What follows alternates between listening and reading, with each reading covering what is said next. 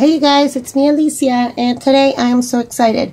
I am sharing my very first design team for Art Attack.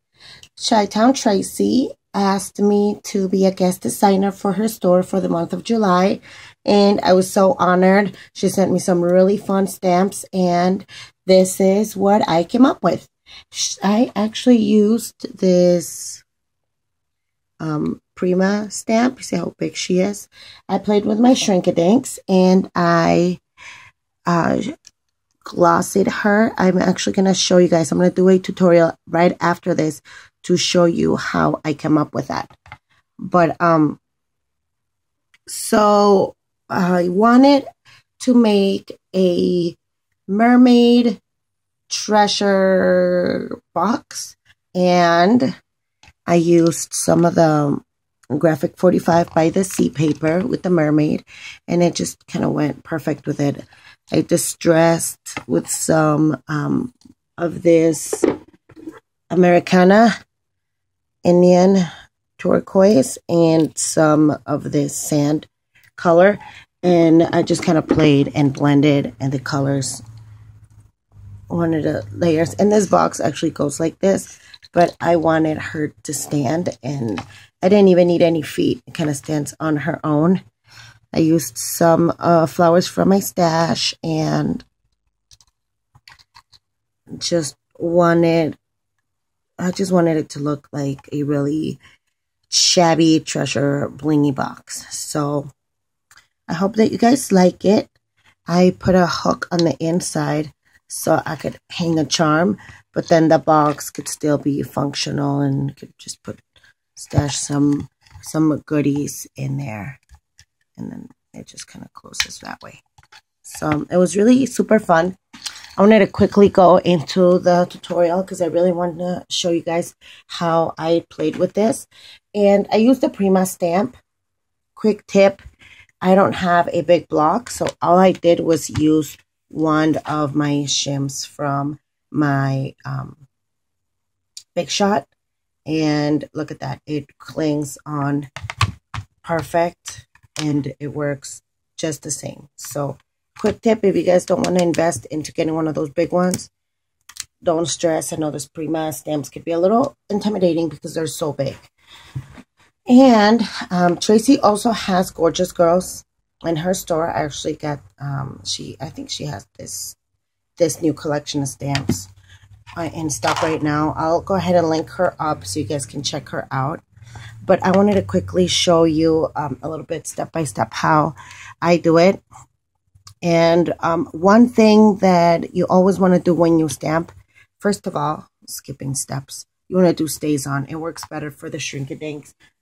The shrinky-dinks that I used are these, the crystal clear, and I only bought them because they were on sale at Michael's. They also have some like frosted shrinky-dinks. They have some white ones, so you have to be careful and you read what it says they are. I almost bought the white ones because they were on sale, but with the white ones, obviously, they're a little harder to color. The easiest ones are the frosted backs because they look like they're frosted, and you can color them with color pencils, with your Copics. I suggest you don't color with Copics on the clear ones because I tried, and when they shrink, you can see the lines, the streaks on how you colored it. So it just doesn't work out. It works very well when you shrink them first and then you emboss them, but you have to be careful how you glue the image, because if you glue on the embossing side, then the embossing will stick to the glue, and then the shrink-a-dink will just fall off. So just a few tips. I've been playing with this for a couple days, and they're just some things that I learned. I'm going to be using my mica pigments.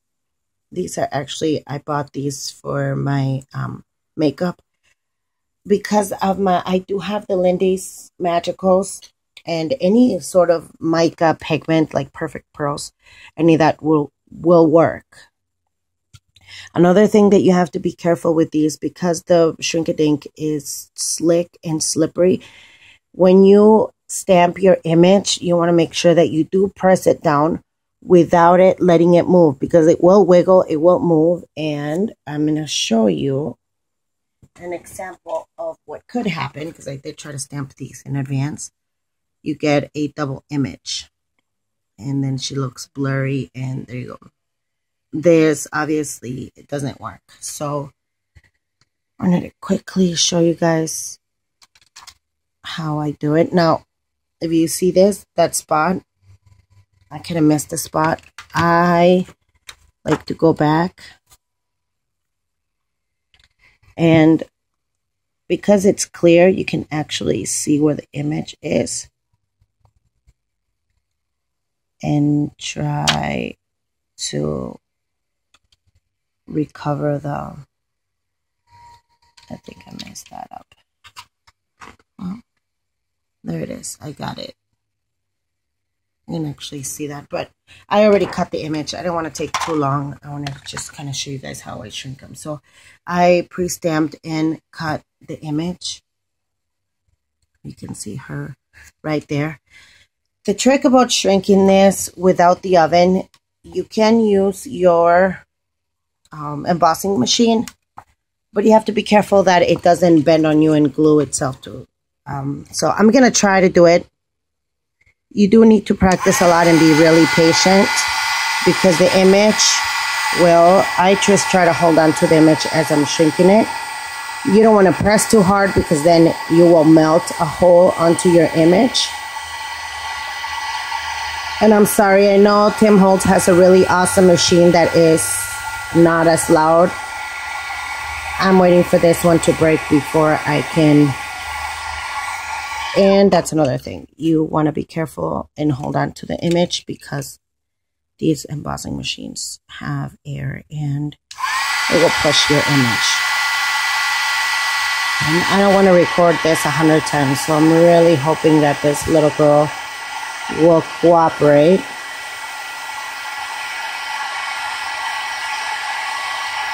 And that she will shrink. You see how the image is trying to shrink and fold itself. What you really want to worry about is keeping her straight, that you don't let her fold and bend and crinkle on you. But if you hold on to her, if you try to hold on to her, then it will help that at least your worry is that it will stick to each other. Once it's stuck, game over. There's not much you can really do to fix it. So it does take practice, but they are super fun to play with. So I suggest you guys at least give it a try. Especially with these super fun images. You can make charms. You can make dangles, keychains. You can play with them in your configuration boxes. There's really a lot of room to play with these guys.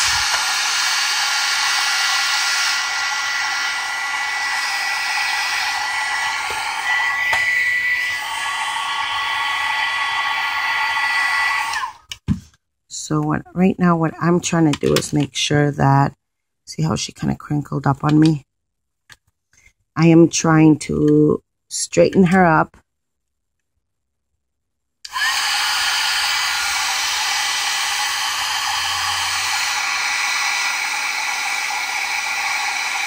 Okay, because it's heat. It will melt her. There she is. Just gotta keep turning it and keep playing with it.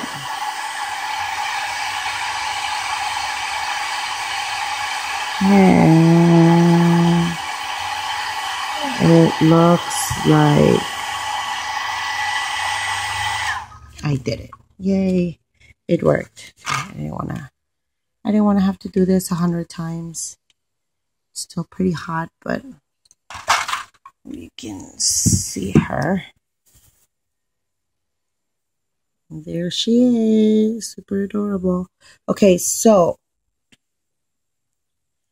it doesn't matter which side I color on, because if I color it on this side, you can see the Let's see, that's the stamped side. Do you want to be able to see the marks on the other side? So like I said, this is what I use for my medium. I use some triple thick.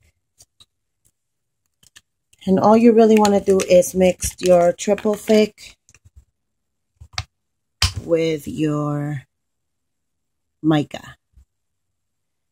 A little bit goes a long way. You guys don't need to waste too much triple thick and too much gloss. I bought these in Chicago. If you guys have played with this brand at all, it's a mineral cosmetic, but they guarantee it that it will last you a year, or if you bring it empty, they will give you a new one. So I figured, yay, I can use it for my crafts. They never said it has to be used on your face, so I can use these on my crafts, and then if I run out of it, I just have to drive down there and get a new one. And just look at the color. Look how shimmery and fun it is. And I will do a little bit with I think I have my Lindy's micas close by, just to show you guys how you want to mix it up. Let's do this pink.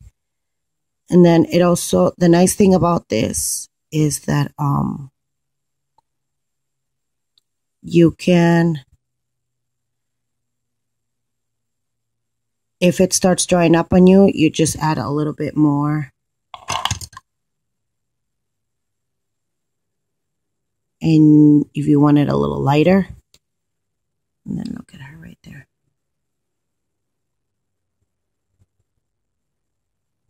Look how fun that looks.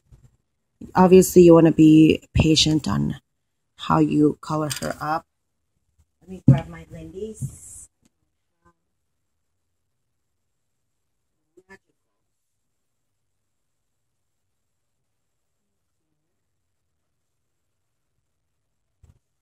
These I love. I try not to use them as much. They are the Lindy Stamp King Magicals. And it works just the same. Let's try to use... I could put on a blue dress, I guess. This, obviously, because of the pigment, you don't need as much. You need just a little bit of it. I'm going to wipe my... You want to make sure that you're wiping down your what do you call it? Your brush, because it is triple thick. It will dry and it will.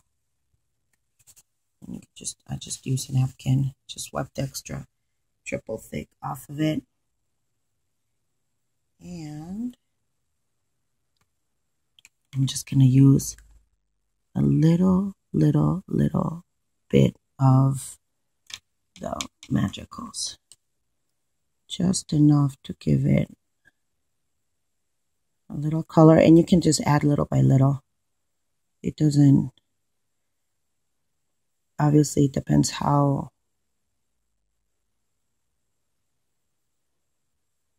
dark you want the color to be. Look at that beautiful blue. Now, did you see how much I used of my mineral makeup to make that color? Obviously, with the Magicals or with any Perfect Pearls and stuff, you want to play with the colors. Look at the blue that I got. So now I want her to have a blue dress, and you pretty much just want to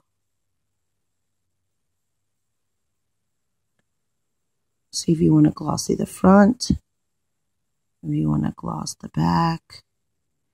And you can go in as many times as you need to, as many layers as you want, depending on how you want her to look. And look at that. How fun it is. So I hope that you guys like the tutorial. Again, go ahead and check out Art Attack Unzip It. I'm also going to link up Traci, Traci. She is super talented. She does a lot of really fun hauls and video shares, and she's also in our Inspire Laugh Create group. So thank you guys so much for watching. When you go into Art Attack, don't forget to look at the blue light special, because she does have a lot of discounts and sales going on. You get one item 50% off on a purchase of $10 or more. So go check all that out, and thanks for watching. Bye.